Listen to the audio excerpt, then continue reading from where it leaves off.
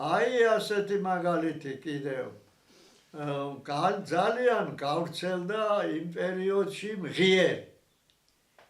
რათა თითებში ვეფხანებოდა ბავშვებს და ქავილი ქონდა რამე მოიტანდა მამაჩემი აფთიაქის წამლებს და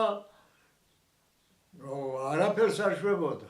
არქნა და შემდეგ ერთ-ერთი მოხუცი ხალი იყო იქ იმას გაუგია სულაკველიძე იყო თუ არ ვცდები, მაგრამ აკრძალული ქონდა წამლების გაკეთება და ჩუმად მიატანია ღორის ჭაჭებ თირკმელების ქონის ესე იგი გადმოდუღებული ერბო და კიდე რაღაც რითი გააკეთა არ ვიცი.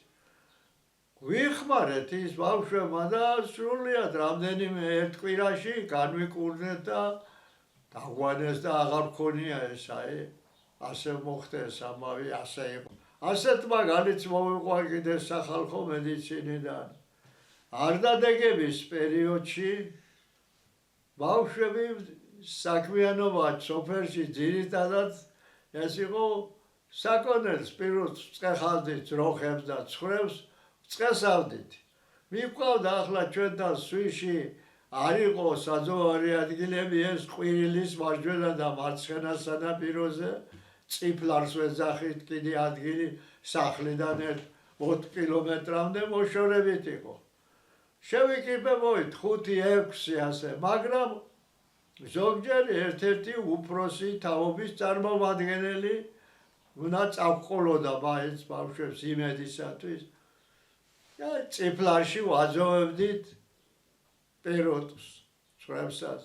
წავყვა ანთიმოზ გიორგაძე ბაბუა, მოხუცი კაცი მახსოვს მაშინ ჩოხას ატარებდა და ასე. ახლა ეს იჯაძი ხის ჩეროში და საკონელს ჩვენ წესავდით და გვიკარნახებდა რომ აქეთ არ წავიდეს კოლექტივის ხანა არ დააზიანოს ანის ასე. ჩვენც უჯერებდით ამას, მაგრამ ეს ის პერიოდია მაყვალი დამწიფდა. მაყვალი არის დამწიფებული გასწორ სიცხეა და შევესიეთ მაყვის ბუჩქებს ბავშვები და ვჭამეთ ეს გაცხელებული მაყვალი. ვკრიფეთ, ვჭამეთ და 5 ვიყავით. მე, კაკია გიორგაძე, შემდეგ ბუჭა, გოგიტა, ღუღუნა ჯუღელი და თანატოლები ვიყავით. აგვიტყდა საშინელი მუცლის ტკივილი და პირღებინება, რომ წიწკნით იკაურობავს ყვირივართ აქეთ იქით. რაჭამეთო ანთიმოზ ბაბუამ გვითხრა. ასე იყო ასე მაყვალი, მწიფე მაყვალი და გაცხელებული იყო იმაზე გულე.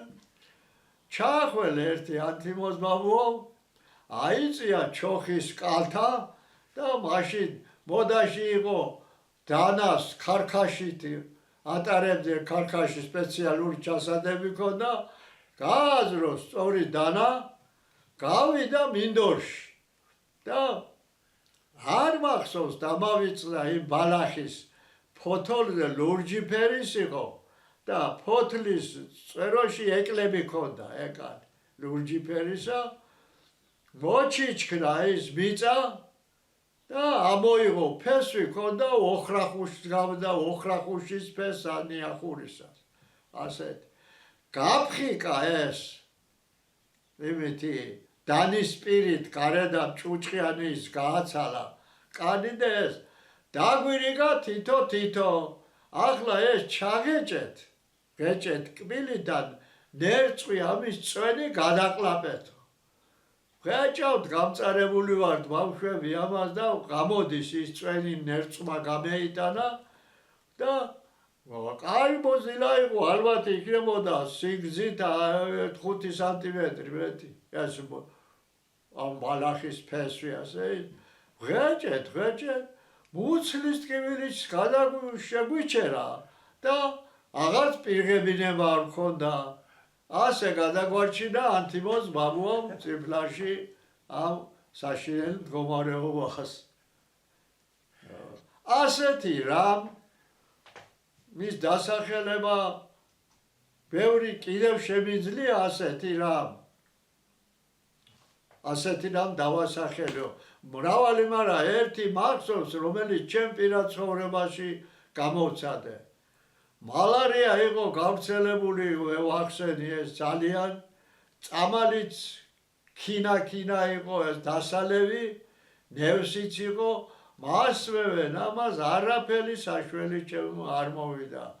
აი გაკვეთილებზე რო ვიყავი, შემამცინებდა უცებ და მომცემდა სიცხეს და წამოგამიშვებდნენ მასწავლებლების სახში და წვალობდი და პირდაპირ ჩატყაული მქონდა ყელი ქინაქიგნის ყლაპით და ნევსების კეთებით კიდე. გავიდა დრო, ხანი დიდი, არაფერი საშველი არ დაადგავა.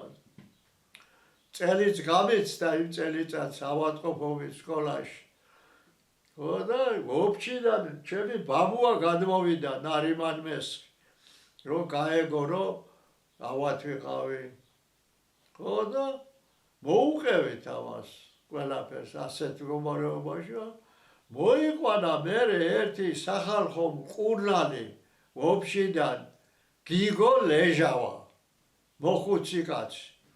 მოვიდა ნახა ახლა ემან რაღაც ლოცვები ჩაატარა, ეს არ მახსოვს, მაგრამ მახსოვს, რომ მუხის კანი, ქერქი მუხაზე, ესა მუხის ქერქიაო და რაღაც თეთრად დახრესილი, თეთრი ცაცი რო დაფხნა ისე, ქაღალდში, ნაკეც ქაღალდში. და ტყლიპი აქო გადიდებულიო ამ ბავშვი. და მარჯვენა მხარეზე დამადო გვერდზე ეს ის დამაყარა ჯერ ეს დაფხვნილი მასა, შემდეგ ეს მუხის ხერხი და შემიხვია მაგრად. აგეწვებაო, გახურდება, მაგრამო არავითარ შემთხვევაში არ შეიხსნა, უნდა გაუძლო. გამწარებული ვიყავი, მეწოდა ისე საშინლად და გავუძელი 1 დღე, 2, 3 აქე და შემდეგ გადმოვიდა თითქოს 3 დღის მერე. ახსნა ეს შეძისება და რამალა მოიყო არ ვიცი, მომიცხოს წამისო საფენი დააფარა და დაუბარა დედაჩემს, რომ ასე კონდეს ერთი კვირა და მერე შეხსენიო. მართლაც მოშუშთა და აღარც მალარია მქონია მის მერე და გამოვჯამთერდი და აღარც სიცხე მოუწია და არაფერი.